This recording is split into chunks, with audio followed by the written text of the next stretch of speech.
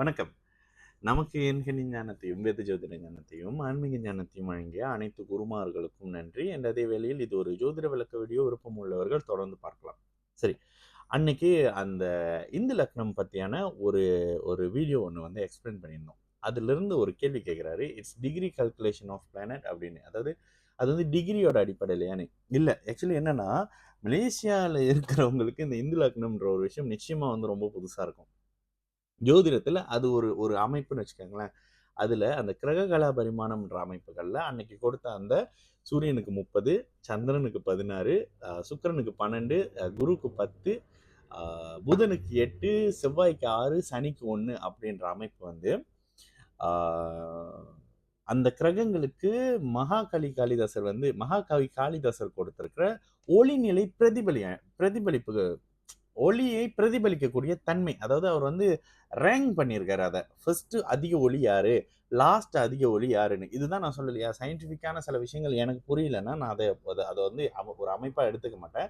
ஏன்னா நான் இன்னொருத்தருக்கு அதை வந்து சயின்டிஃபிக்கா விளக்கும் போது அவர் என்ன பத்தி சிரிப்பாரு அப்படின்னு. அப்ப சூரியன் முழுதான ஒளியாக இருக்கக்கூடிய அமைப்புல இருக்கக்கூடிய ஒளி கிரகத்துக்கு அவரு 30 கொடுக்குறாரு. அதற்கு அடுத்த நிலையாக சூரியனுக்கு பிறகு ஒளி கிரகம் யாரு? பௌர்ணமி சந்திரன். பௌர்ணமி சந்திரனுக்கு அவர் 16 கொடுக்குறாரு. ஓகேங்களா? அதுக்கப்புறம் சுக்கிரனுக்கு தான் அவர் வந்து 12 கொடுத்து குரு அதுக்கப்புறம் தான் 10 அப்படின்ற அமைப்புகள்ல அந்த தன்மையில போடுறாரு. பட் நம்ம இயல்பா சொல்லக்கூடிய அமைப்பு என்ன? ஜாதகத்தில் முதன்மை சுபர் பௌர்ணமி சந்திரன். 2வது நிலையாக வரக்கூடியவர் குரு. என்னங்க மாத்திட்டீங்க? எல்லாரும் குருன்னு சொல்லுவாங்க. இங்க தாங்க ஜோதிடத்துல சில அமைப்புகள்ல நான் மாறுபடுவேன். எப்படி மாறுபடுறேன்? ஒரு பாவகத்தை 45 டிகிரிக்கு சுப வலுப்படுத்தக்கூடிய ஒரு பலம் பௌர்ணமி சந்திரனுக்கு இருக்கு. குருக்கு இல்ல. உச்ச குருக்கு தான் இருக்கு. கடகத்துல இருக்கக்கூடிய குருவுக்கு தான் ஒரு பாவகத்தை 45 டிகிரிக்கு உச்ச குருவாக பிறந்து தசாபுத்தி அமைப்புகள் ஒத்து வந்து லக்னாதிபதி சாதகமான அமைப்புல இருக்கிறவங்களுக்கு அந்த ஆப்போசிட் அமைப்புகள்ல இருக்கிற அப்புறம் சகல பாவகங்களும் 45 டிகிரி 45 டிகிரி 45 டிகிரின்ற அமைப்புகள்ல சுப வலிமை பெறும். இது ஜோதிடத்தினுடைய நுணுக்கம். இதையும் எங்கேயும் யாரும் பேசி பார்த்திருக்க மாட்டீங்க. ஓகே. இந்த அமைப்புல ஏன் பௌர்ணமி சந்திரன் முதன்மை நிலையாக சொல்றீங்க? குருவ 2வது இடத்தாக வைக்கிறீங்க. பௌர்ணமி ஒளி என்பதை நம்ம எங்க போறோம் அப்படின்றத பார்க்கிறது தானே. நல்ல ஒரு பௌர்ணமி சந்திரன். வெதர் எல்லாம் அப்படியே கிளியரா இருக்கு. அந்த அமைப்புகள்ல இருக்கிற ஒரு பௌர்ணமி அன்னைக்கு நீங்க லைட்டே இல்லாம ஒரு இடத்துல நடந்து போலாம். இந்த இந்த இந்த உள்புறங்கள்ல இந்த கிராம பகுதியில கம்பவுண்ட்ல இருந்தவங்களுக்குலாம் இதெல்லாம் தெரியும். ஒரு ஒரு நைட்டு போல சும்மா ஒரு மூன் லைட்ல வாக்கிங்லாம் போனீங்கன்னா அப்படியே கிளியரான பாதை தெரியும். இதுதாங்க பௌர்ணமி சந்திரனோட பலம். குரு என்னதான் ஒளியை செலுத்தினாலும் குருவோட ஒளியை வச்சுலாம் நம்மளால இருட்டுல போக முடியாதுல்ல. ஸோ இந்த மாதிரியான அமைப்புகள்ல 16 ஒளி அமைப்பை இவருக்கு கொடுத்திருக்காரு. அப்ப முதன்மை சுபர் வந்து பௌர்ணமி சந்திரன். அதற்கு அடுத்த நிலையில வரக்கூடியவர் குரு, அதற்கு அடுத்த நிலையில வரக்கூடியவர் சுக்கிரன், அதுக்கு அடுத்த நிலையில வரக்கூடியவர் புதன் அப்படின்னு சொல்லிட்டு ஒளி அப்படியே ரிவர்ஸ்ல கொண்டுட்டு வர்ற இந்த இடத்துல மட்டும் மகாகவி காளிதாசர் என்ன பண்ணிருக்காருன்னா சுக்கிரனை 12னும் குருவை 10னும் போட்டிருக்காரு. இதெல்லாம் டிகிரி அமைப்புல அந்த கிரகத்தின் ஒளிநிலை அமைப்புகள். ஓகேங்களா? சரி, அப்ப டிகிரி அமைப்புகள்னா என்ன? இந்த இடத்துல வந்து மேஷ லக்னத்துல நீங்க இல்ல மேஷ லக்னத்தில் குரு 5 டிகிரியில இருக்கிறாரு அப்படின்னா குருவின் சரியான அந்த நடு ஒளி புள்ளி இருக்குல்ல, அந்த ஒளி மைய புள்ளி இருக்குல்ல, சரியா சிம்மத்துல இருக்கக்கூடிய 5 டிகிரிலையும் துலாத்துல இருக்கக்கூடிய 5 டிகிரிலையும் தனுசுல இருக்கக்கூடிய 5 டிகிரிலையும் நேர் அமைப்புல அந்த ஒளிப்படம். ஓகேங்களா? அந்த தனுசுல 7 டிகிரியில சனி இருக்கிறாருன்னு வச்சுக்கோங்க. குருவின் பார்வை 2 டிகிரி அமைப்புல சனி சுபத்துவம் அப்படின்ற அமைப்புகள்ல நான் வந்து இந்த பலன் சொல்ற அமைப்புல சொல்லியிருப்பேன். குருவோட பார்வையில 2 டிகிரியில சுபத்துவம்ங்க அப்படின்னு சொல்லுவேன்.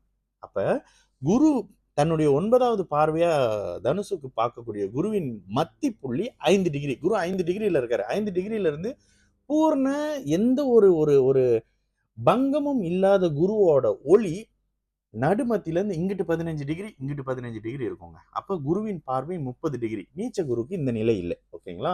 அதே உச்ச குருனா 45 டிகிரி பார்ப்பாங்க. அதுல பார்வை என்பது ஒளி. நான் அப்படி ஒரு டார்ச் அடிக்கிறேங்க. உங்க மேல எவ்வளவு படுது? உங்க உங்க கண்ணுல மட்டும் படுதா? நான் லேசர் லைட் அடிக்கிறேன்னா, இல்ல பெரிய ஸ்பாட் லைட் அடிக்கிறேன்னா, இல்ல ஸ்டூடியோல இருக்கிற அந்த அந்த டான்சருக்குலாம் அடிப்பாங்களா பெருசா ஒண்ணு, அதை எடுத்து வந்து உங்க மேல அடிக்கிறேன்னா. லேசர் லைட்டுன்றது நீச்ச குரு. உங்களோட நெத்தியில ஒரு பொட்டு மாதிரி தெரியும். ஒரு டார்ச் அடிக்கிறேன்னா அந்த அவ்வளவு பெருசாச்சும் உங்களுக்கு தெரியும்ல. அது ஒரு வழக்கு அந்த நீச்சத்துல இருந்து வெளியில வந்த குரு. பெரிய உச்ச குரு உங்க ஒரு ஆள் அப்படியே கவர் பண்ற அளவுக்கு ஸ்பாட் லைட் அப்படியே கொடுக்கக்கூடிய வெளிச்சத்தை கொடுக்கக்கூடிய ஒரு குரு அப்படின்னு எடுத்துக்கங்க. இதுதான் குருவின் ஒளிநிலை. இவரு எந்த டிகிரியில தொடர்பு கொள்றாரு? லக்னம் 5 டிகிரியில இருக்கு. குரு 5வது டிகிரியில இருக்காரு. ஒரே டிகிரியில லக்னம் சுபத்துவம். அப்ப மேஷ லக்னம் ஒரே டிகிரியில குரு இருக்கிறாரு. எதிர்ல செவ்வாய் இருக்கிறாருன்னு வச்சுங்க. துலாத்துல செவ்வாய் இருக்காரு. செவ்வாய் 10 டிகிரியில இருக்கிறாருன்னு வைங்க. குரு 5 டிகிரி, செவ்வாய் 10 டிகிரி. செவ்வாய் 5 டிகிரியில் குருவின் பார்வையில் சுபத்தன்மையை பெறுறாரு. அப்ப அந்த ஜாதகம் என்ன பண்ணுது? ஜாதகம் மருத்துவம் மாதிரியான அமைப்புகள்ல ஒரு மாதிரியான மருத்துவம், அதிகாரம், கட்டடம், நெருப்பு, ஆயுதம், யூனிஃபார்ம், இன்ஜினியரிங் மாதிரியான துறையில கலக்குன்னு கலக்கிக்கிட்டு இருக்கு. மேற்கொண்டு சூரியன் எங்க இருக்குன்னு பார்த்துக்கிட்டீங்கன்னா, அவர் அரசுல இருக்காரா? அவர் தனியார் அமைப்புல இருக்காரான்ற அமைப்புகள்ல டிகிரி இப்படிதான் பிரதர் பார்க்கணும். ஆனா டிகிரியை பார்த்தீங்க அப்படின்னா, சில விஷயங்கள் அப்படியே துல்லியமா சொல்லிடலாம். குறிப்பாக ஒருத்தருடைய தொழில், படிப்பு, வருமானம் சார்ந்த அமைப்புகள்லாம். ஒரு ஜாதகம் எடுத்து வச்சிருக்கேன். இன்னும் தான் டைம் இருக்கு. போட்ட உடனே ஆயில் அண்ட் கேஸ்ல இருக்கீங்களா அப்படின்னு கேட்டேன். எப்போதும் அந்த ஆப்ஷன் கொடுப்பேன். ஏன்னா அங்க மட்டும் சனி, சந்திரன் அப்படியே துல்லியமா இருந்தாங்க. மிதுன லக்னமாகிய ஃபர்ஸ்ட் கிளாஸான ஜாதகம். அவங்க சொன்னோனே அவர் ஒரு விஷயம் சொன்னாரு. உங்க ஜாதகம் நான் பார்க்க ஆரம்பிச்சோனே மத்த எந்த ப்ரீஸ்ட் கிட்டயும் நான் ஜாதகம் பார்க்கறத விட்டுட்டேன். பரிகாரம் பண்றத விட்டுட்டேன். ஒரு 10 மாசம் ஆகுது. ஃபாலோ பண்ணிட்டு இப்பதான் அப்பாயின்ட்மென்ட் வந்து லாஸ்ட் மந்த் வந்தாரு. அடுத்தடுத்த விஷயங்கள்லாம் சொல்லும்போது அப்படியே இதா நான் எங்கேயுமே பார்க்க மாட்டேன் பிரதர் அப்படின்னு சொல்லிட்டு கொஞ்சம் இந்த விஷயம்லாம் பண்ணிட்டு நான் சொல்லல ஒருத்தர் நெக்ஸ்ட் மந்த் வராருன்னு. இந்த அளவுக்கு துல்லியம் அந்த டிகிரியில கிடைக்கும் சார். அப்ப கிரக கலா பரிமாணத்துக்கும் டிகிரிக்கும் சம்மந்தம் இல்ல. டிகிரின்றது என்னது? ஒரு நட்சத்திரத்தினோட இப்ப 13 டிகிரி அப்படின்றது வந்து ஒரு நட்சத்திர விகலைன்னு வரும். 13 டிகிரி ஒரு நட்சத்திரத்தின் அமைப்பு, நட்சத்திரத்தின் தூரம். நீங்க ஜேபில இருந்து கேஎல் போறீங்க, சிரமன்ல இருக்கிறீங்க.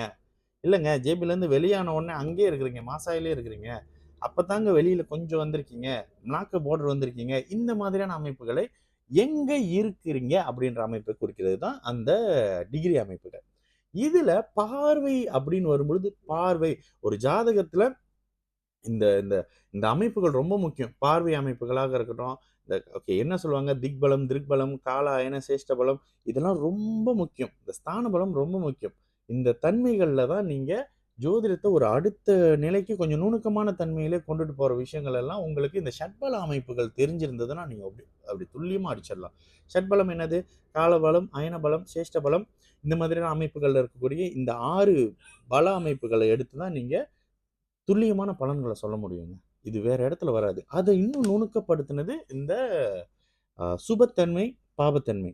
ஒரு பாவகம் சுப வலிமையாக இருக்குன்னா, அதுலேருந்து நன்மைய அடைய போறீங்க. கெட்டு போயிருக்குன்னா, அதுல இருக்கக்கூடிய கெடுதல அனுபவிக்க போறீங்க. அவ்வளோதானங்க விஷயம். இந்த மாதிரியான விஷயம் புரிஞ்சுக்கங்க. ஏன்னா உங்களுடைய கேள்வி சில இடங்கள்ல நன்றாக இருக்கும். இது கொஞ்சம் கிளியராவே விளக்கியிருக்கேன்னு நெனைக்கிறேன். நல்லது நடக்கும். எல்லாரும் நல்லா இருப்போம். வணக்கம்.